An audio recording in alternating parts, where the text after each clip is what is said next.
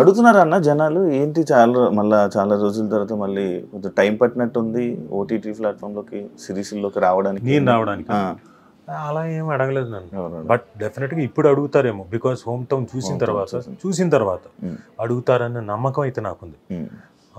ఎందుకంటే different character నేను perform చేయడానికి అది చేయడం వల్ల నేను హోమ్ టౌన్ చేసేటప్పుడే లిటిల్ హార్ట్స్ అని ఇంకో సినిమా వచ్చింది నాకు. హోమ్ టౌన్ డైరెక్ట్ చేసిన అతను బైరాగి ఫిల్మ్స్ అని ఉన్నాయి, మన ఆదిత్య అని, ఆయన సినిమాలోకి నన్ను క్యాస్ట్ చేసుకున్నాడు. ఏది హోమ్ టౌన్ చూసి హోమ్ టౌన్ లో షూటింగ్ జరుగుతున్న టైంలో.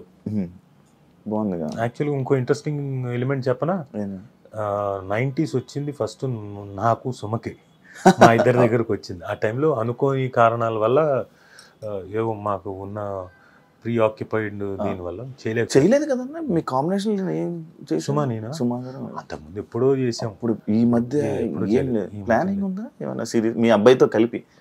అలాంటిది ఏం లేదు, ఏమైనా వస్తే చూడాలి మనకైతే. యాక్చువల్లీ మీ అబ్బాయి సినిమాలో ఫాదర్ క్యారెక్టర్ బాగా పండింది అని చెప్పి మీరెందుకు అన్న చేయలేదు? అలా ఏం కాదు, అంటే ఆ టైంలో నేను బిజీగా ఉన్నాను ఏదో సినిమాలు చేసుకుంటూ. అండ్ వాళ్ళ క్యారెక్టర్కి వాళ్ళు సరిపోతే బాగుంటుందని ఆ డైరెక్టర్ ఫీల్ అయ్యారు. ఎందుకంటే ఇప్పుడు ఆల్ డిపెండ్స్ ఆన్ డైరెక్టర్ కదా. ఎలా ఇప్పుడు వాళ్ళకి తెలియదు నేను ఆ డైలెక్ట్ అంత బాగా మాట్లాడతాం లేదు తెలియదు కదా ఆ డైరెక్టర్. సో దానివల్ల న్యాచురల్గా అతను ఇదేమంటారు మన స్క్రూటినీకి వెళ్ళి ఆడిషన్స్లో వాళ్ళని సెలెక్ట్ చేసుకున్నారు. సో ఆ టైంలో అంటే ఆ క్యారెక్టర్కి తగ్గట్టుగా అనుకున్నారు. ఇప్పుడు ఫ్యామిలీ ఎమోషన్స్ సీరియస్ ఇది కొత్త జోనరా? నాకు అలా ఏం లేదు, ఇది అలాంటిదే ఇంచుమించు.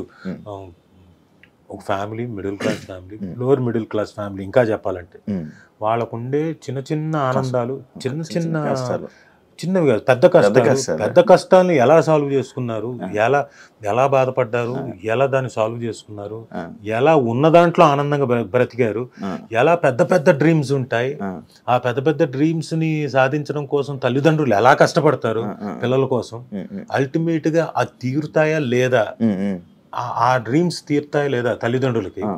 అలాగే ఈ పిల్లలు తల్లిదండ్రుల తాలూకు ఆ డ్రీమ్స్ ని ఈ డ్రీమ్స్ లాగా తల్లిదండ్రుల తాలూకు డ్రీమ్స్ ని ఆ డ్రీమ్స్ కి వీళ్ళు కోఆపరేట్ చేస్తారా లేదా, మీ డ్రీమ్స్ మీదే మా డ్రీమ్స్ మావే అంటారా లేదా, ఇవన్నీ మీరు ఏప్రిల్ 4వ తారీఖున ఆహాలో ఖచ్చితంగా రిలీజ్ అవుతోంది హోమ్ టౌన్, చూడండి అప్పుడు తెలుస్తాయి మీకు అన్ని. అన్న బెండకాయ తింటే తెలివితేటలు వస్తాయి.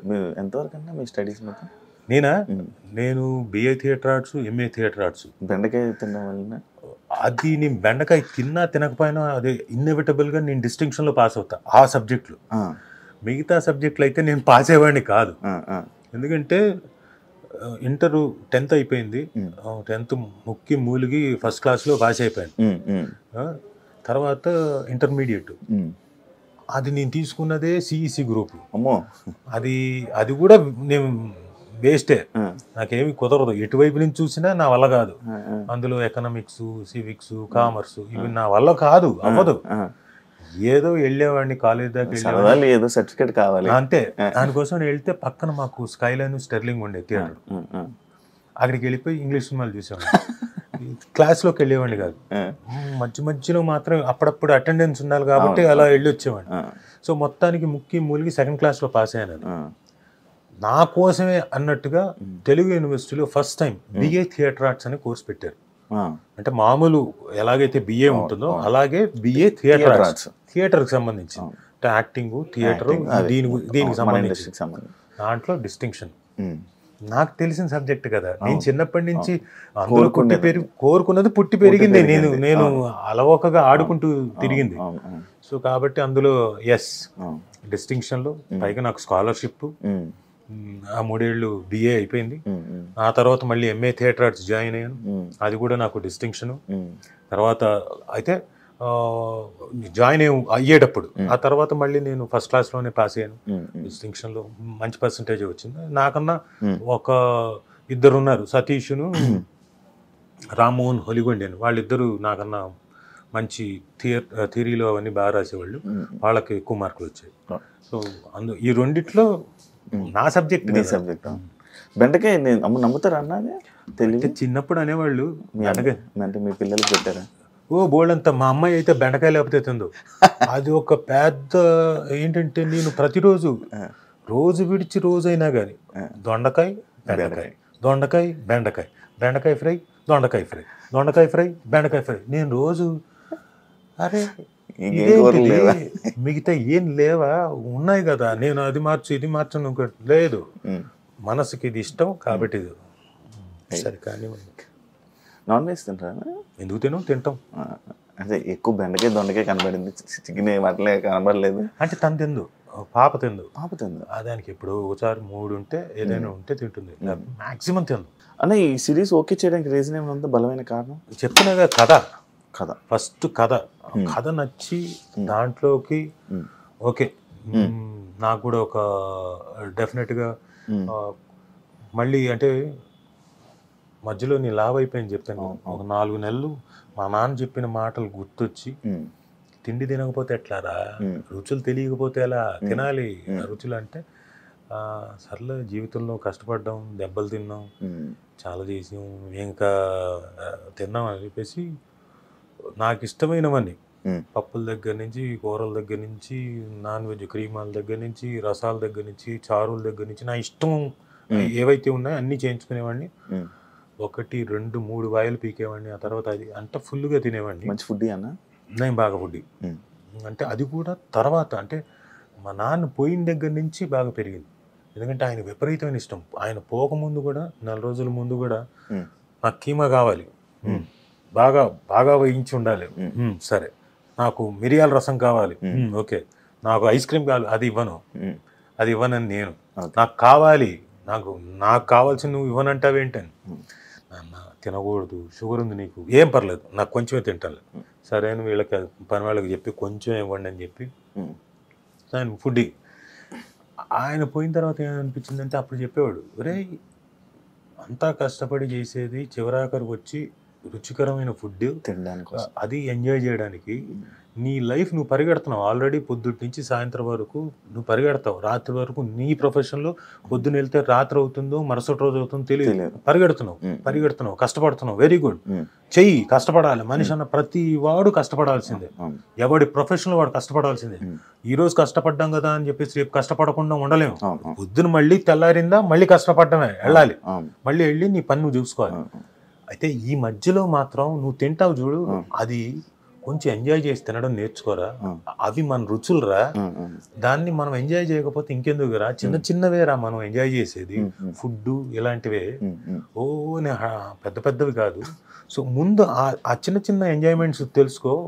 ఫుడ్ చాలా ఇది షడ్రుచులు, నువ్వు ఎంజాయ్మెంట్ అది రుచులు తెలిస్తే కదా నువ్వు యాక్టింగ్ కూడా బాగా చేయగలుగుతావు, నవరసాలను కూడా బాగా పలికించగలుగుతావు. అంటే అవును కరెక్టే కదా, ఇంతకాలం పరిగెత్తాను, కడుపు మార్చుకున్నాను, ఎవరు తినాల్సింది కూడా గబగబ మింగి వెళ్ళిపోయాను, కూర్చొని నమిలి మింగితే ఆ ఎంజాయ్మెంట్ వేరు కదా అనుకొని ఆయన పోయిన తర్వాత ఐ స్టార్టెడ్ బిజీ లైఫ్లో ఇంకంతే కదా, ఎప్పుడు తినేసి ఎప్పుడు వెళ్ళిపోదాం ఇట్లా తీసుకొని 5 నిమిషాల్లో అయిపోయేది నా భోజనం.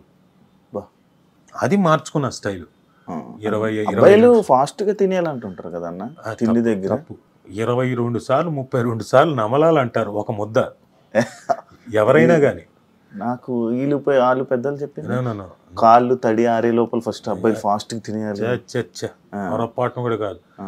మనం అంటే యంగ్స్టర్స్ ఉంటే లోపల మంచి జీర్ణశక్తి ఉంటుంది కాబట్టి పర్లేదు, వాళ్ళు తిన్నా ఓకే, ఫాస్ట్గా తిన్నా ఓకే. బట్ యూజువల్గా ఏం చెప్తారంటే నెమ్మదిగా నమిలి తినాలి. నమిలి మింగితే లోపలికి వెళ్ళిన తర్వాత జీర్ణశక్తి బాగా ఉండి బాగా డైజెస్ట్ అయ్యి ఒంటికి పట్టాల్సింది పడుతుంది, అవసరం లేని ఎక్స్క్రీట్ అయిపోతుంది. So any time you should have your time. ఎందుకు గంట సేపు బ్రేక్ ఇస్తారు? గంట బ్రేక్ అనేది దేనికి? 10 నిమిషాలు అనొచ్చుగా, గంట ఎందుకు ఇచ్చారు మరి మధ్యాహ్నం గంట సేపు అని? ఆ గంటలో మీరు at least you should take your 30 minutes time for eating. అది కూడా ఎలా, ఆ రుచుల్ని ఎంజాయ్ చేయకపోతే ఇంకెందుకు? ఏం తిన్నావురా, ఏం రుచి, అది ఏం రుచి, అది కారమా లేకపోతే పులుపా అనుకుంటూ డౌట్లు వస్తేలా? తిన్నది ఎంజాయ్ చేయాలి, లాలాజలం మీకు నోరు ఊరాలి మీరు తినేటప్పుడు, మీరు అది ఆస్వాదించాలి. సో ఇవన్నీ గుర్తుకొచ్చి నేను నా టైంలో ఫుల్గా ఒక 4 నెలలు ఫుల్గా తిన్నాను. నైట్ టైం ఐస్ క్రీమ్లు కానివ్వండి, నా స్వీట్లు ఎవ్రీడే స్వీట్లు ½ కేజీ తినేవాడిని. స్వీట్ పిచ్చా అన్న మీకు? స్వీట్ అంటే స్వీట్ క్రేవింగ్స్ ఉండేది, బట్ ఆ టైంలో మాత్రం ½ కేజీ తినేవాడిని. అమ్మా, నైట్ మాత్రం నైట్ ½ కేజీ. అలాగే ఐస్ క్రీమ్ తిన్నప్పుడు ఏం చేసేవాడిని అంటే 750 ml, అంటే దాదాపుగా పావు లీటర్, అంటే కేజీకి పావు కేజీ తక్కువ, అలా తినేవాడిని. దాంతో ఏమైపోయానంటే 4 నెలలు 5 నెలలు స్పాన్లోనే బాగా లావ్ అయిపోయాను, నాకు తెలియకుండా లావ్ అయిపోయాను. షుగర్స్ కదన్న ఫుల్. ఇప్పుడు సన్నగా అవుతున్నాం మళ్ళీ కష్టపడి కడుపు మార్చుకొని. కానీ అలా అని చెప్పేసి రుచుల్ని మిస్ అవ్వట్లేదు, ఆ రుచుల్ని ఎంజాయ్ చేస్తూనే కొంచెం ఎంజాయ్ చేస్తూనే అలా కోట శ్రీనివాసరావు గారు లాగా కోడి ఎక్కడ పెట్టుకొని అట్లా కొంచెం దాన్ని ఆ రుచిని మళ్ళీ ఆస్వాదిస్తూ తింటున్నా.